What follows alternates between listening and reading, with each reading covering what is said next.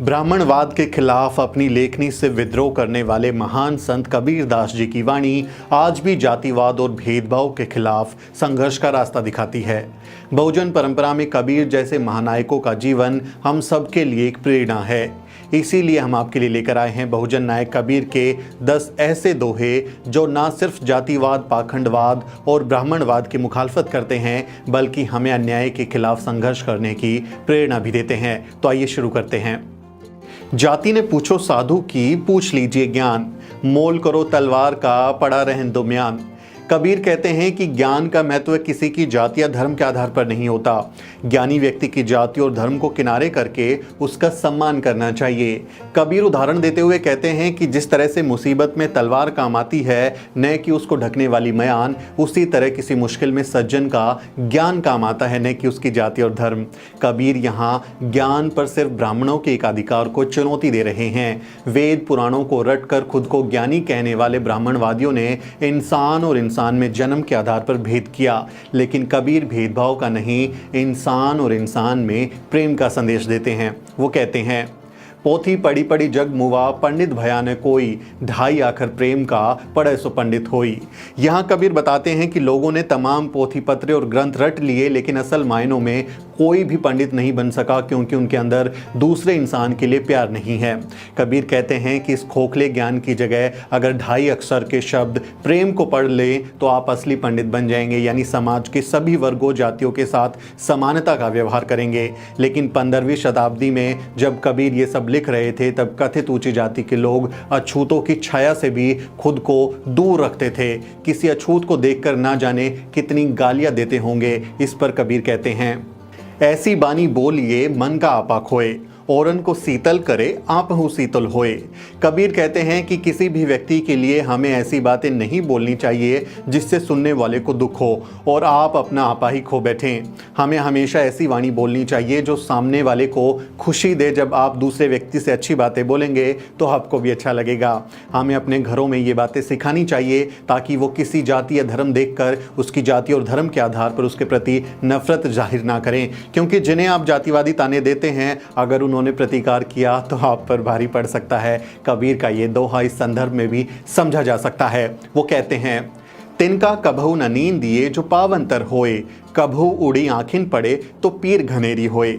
कबीर कहते हैं कि हमारे पाँव के नीचे जो छोटा सा तिनका दबा हुआ रहता है, हमें उसकी भी कभी निंदा नहीं करनी चाहिए, उसके बारे में बुरा भला नहीं कहना चाहिए, क्योंकि यदि वही छोटा सा तिनका उड़कर हमारी आंखों में आ गया तो ज़बरदस्त दर्द झेलना पड़ेगा। यानी हमें आपस में बिना किसी द्वेष के रहना चाहिए और समाज में हर किसी का सम्मान करना चाहिए। किसी के साथ जाति के आधार पर, रंग के आधार पर, भाषा के आधार पर, मजहब के आधार पर भेदभाव नहीं करना चाहिए, क्योंकि जिसके साथ आप भेदभाव करते हैं, जिसके साथ आप अन्याय करते हैं, यदि उसने विद्रोह किया तो इस तिनके के समान वो आपकी आंखों में घुस जाएगा और आपको बहुत पीड़ा होगी। कबीर ये संदेश देते हैं और साथ ही हमें धैर्य रखने का संदेश भी देते हैं। वो कहते हैं, धीरे धीरे रे मना, धीरे सब कुछ होए, माली सींचे सो घड़ा, ऋतु आए फल होए। कबीर कहते हैं कि किसी भी काम को पूरा होने के लिए निश्चित समय ज़रूर लगता है, उससे पहले कुछ भी नहीं हो सकता।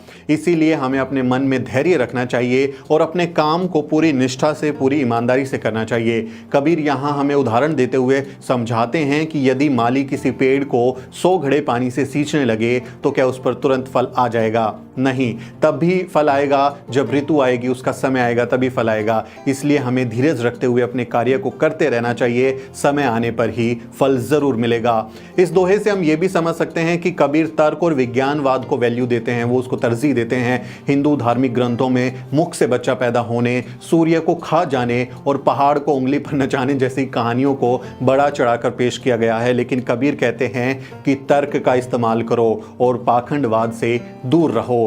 एक दोहे में कबीर कहते हैं, पाथर पूजे हरि मिले तो मैं पूजू पहाड़, घर की चाकी कोई ना पूजे जाको पीस खाए संसार। कबीर यहाँ पाखंडवाद पर कड़ा प्रहार करते हैं। वो कहते हैं कि अगर पत्थर पूजने से भगवान मिल जाता तो मैं तो पूरा का पूरा पहाड़ ही पूजने लगूं, लेकिन ऐसा नहीं है। और ऐसे पत्थर जिसकी पूजा होती है, उससे तो वो पत्थर ज़्यादा उपयोगी है जिसकी चक्की के पार्ट के तौर पर जिसका इस्तेमाल होता है, और पूरी दुनिया उससे गेहूं को पीस कर आटा बनाती है और फिर अपना पेट भरती है, लेकिन उस चक्की की कोई पूजा नहीं करता उस पत्थर की कोई पूजा नहीं करता। तो कबीर हम सबको यहाँ समझाते हैं कि फिजूल की बातों में कुछ नहीं रखा और हमें अपने दिमाग का इस्तेमाल करना चाहिए। कबीर अंधविश्वास से भी दूर रहने की सलाह देते हैं। एक दोहे में वो कहते हैं, माटी का एक नाग बना के पूजे लोग लुगाया, जिंदा नाग जब घर निकले तो लाठी ले धमकाया। कबीर इस दोहे के जरिए कहते हैं कि लोग पूजा पाठ में आडंबर में दिखावा करते हैं, जैसे सांप की पूजा करने के लिए वे माटी का सांप बना लेते हैं, लेकिन असल में जब वही सांप उनके घर में चला जाता है तो उसे लाठी से पीट पीट कर मार देते हैं, भगा देते हैं। यहाँ कबीर लोगों के दोगलेपन को दिखाने की कोशिश करते हैं, ऐसी दोगली सोच को जाहिर करते हैं। कबीर सांप्रदायिकता के भी विरोधी थे और एक दोहे में समझाते हैं कि कैसे हिंदू और मुसलमान धर्म के नाम पर आपस में लड़ रहे हैं। वो कहते हैं, हिंदू कहे मोहि राम प्यारा, तुर्क कहे रहमान, आपस में दो लड़ी मुए, मरम न कोई जान।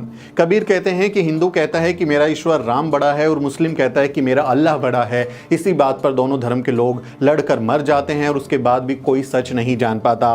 कबीर ने ये बात आज से 500 साल पहले कही थी, लेकिन आज भी उनकी बात एकदम सच है। हिंदू मुस्लिम धर्म के नाम पर आपस में लड़ रहे हैं, इससे समाज में नफरत फैल रही है। हमें ऐसा नहीं करना चाहिए। धर्म के अलावा कबीर जाति के सवाल पर भी बहुत जोर देते हैं और एक समतामूलक समाज को बनाने की प्रेरणा देते हैं। एक दोहे में कबीर कहते हैं, मलमल धोए शरीर को, धोए न मन का मैल, नहाए गंगा गोमती, रहे बैल के बैल। कबीर यहाँ उन जातिवादियों की पोल खोलते हैं जो कहते हैं कि गंगा जैसी नदियों में नहाने से सारे पाप धुल जाते हैं। पाप धोने के इस विचार ने अन्याय को और बढ़ाया है, क्योंकि शोषणकारी को लगता है कि वो मेहनतकश तबके पर चाहे जितना जुल्म कर ले, धार्मिक रूप से उसका कुछ नुकसान नहीं होगा और वो गंगा जैसी नदियों में नहाकर हवन पूजा करके अपने सारे कुकर्मों को धो डालेगा।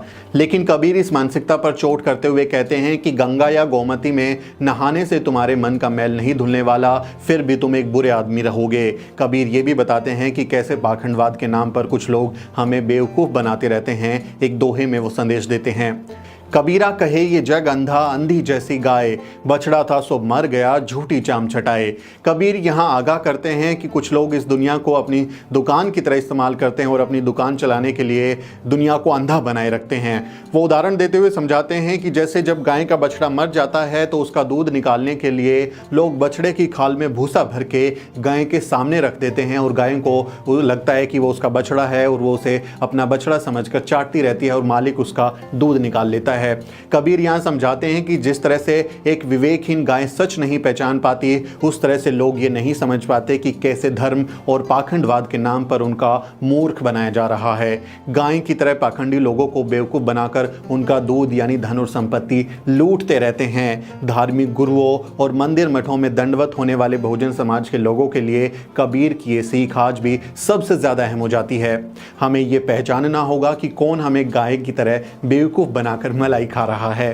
तो कबीर के ये दोहे जितने 500 साल पहले ज़रूरी थे उतने आज भी हैं और हमें उम्मीद है कि इन दोहों से आपको कुछ ना कुछ अच्छी सीख ज़रूर मिली होगी।